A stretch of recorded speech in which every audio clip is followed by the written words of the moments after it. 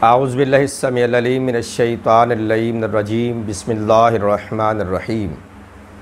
तमाम तर तारीफ़ उस खुदाए लम यज़ल ला यज़ाल की कि जिसकी अव्वल मखलूक का नाम मोहम्मद व आले मोहम्मद का नूर है, और तमाम तर दुरूद व सलाम मोहम्मद व आले मोहम्मद पर कि जिसकी मोहब्बत और मवद्दत कुरान में साहिबान ईमान पर पूरी कायनात पर फ़र्ज़ करार पाई गई।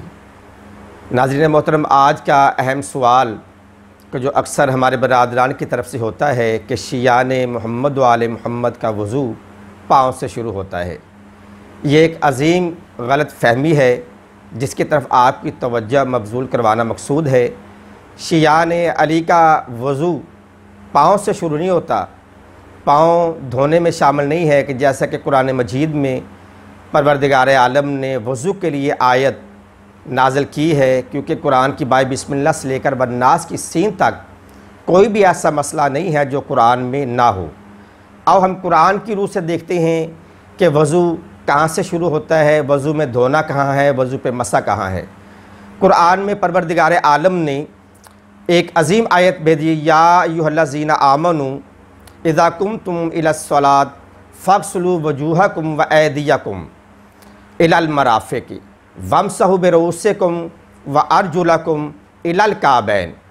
इसमें परवरदिगार आलम ने इरशाद फरमाया कि जब भी ऐ साहिबान ईमान तुम नमाज के लिए आमादा हो जाओ, नमाज के लिए उठो, नमाज के लिए जाने लगो, तो फ़ग़सिलू वजूहकुम, फ़ग़सिलू आम उर्दू लफ्ज़ में गुस्ल इस्तेमाल होता है धोने के इस्तेमाल में। यहाँ पे कुम ज़मीर जमा की है कि जब तुम नमाज के लिए वज़ू के लिए जाओ, फ़ग़सिलू वजूहकुम, तो फिर तुम अपने चेहरों को धो लो, व ऐदियकुम, और अपने हाथों को, इलल मराफ़िक़, मराफ़िक़ से मराद यहाँ हाथ शुरू होता है और मराफ़िक़ से मराद है कोहनी।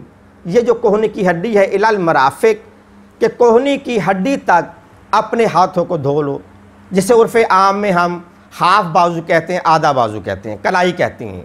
ये है धोने के हुक्म, फ़ग़सिलू वजूहकुम व ऐदियकुम, कि तुम धो लो अपने चेहरों को और अपने हाथों को। अगली आयत का हिस्सा वमसहू, जैसे कि इससे लफ्ज़ मसा निकला, वमसहू मसा करो, बेरऊसिकुम, रास से मुराद है सर, रऊस है सर की जमा, रास की जमा, बेरऊसिकुम अपने सरों का, वमसहू बेरऊसिकुम अपने सरों का मसा करो, व अर्जुलकुम, और अपने पाँव का मसा करो। पाँव का मसा करने में शामिल है, धोने में शामिल नहीं है। इलल काबैन, काबैन से मुराद है कि जो पाँव शुरू होता है, पाँव से आगे जो उभार होता है, जहाँ से गिट्टे की इंतहा होती है, इलल काबैन तक ये शामिल है। अब चार चीज़ें आई हैं, दो हिस्सा धोने के लिए है, दो हिस्सा मसा के लिए है।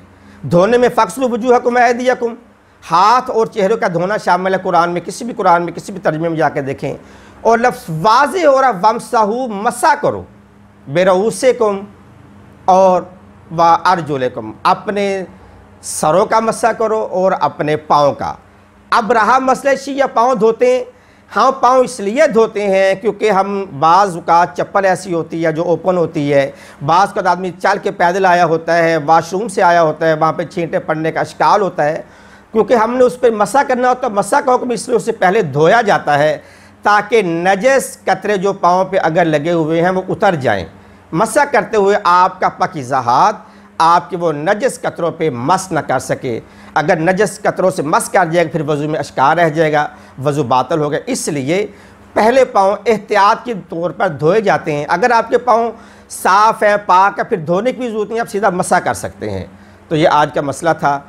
परवरदिगार आलम हमें कुरान पे अमल करने की तौफ़ीक़ अता फ़रमाए, सीरत अहले बैत पे चलते रहने की तौफ़ीक़ अता फ़रमाए।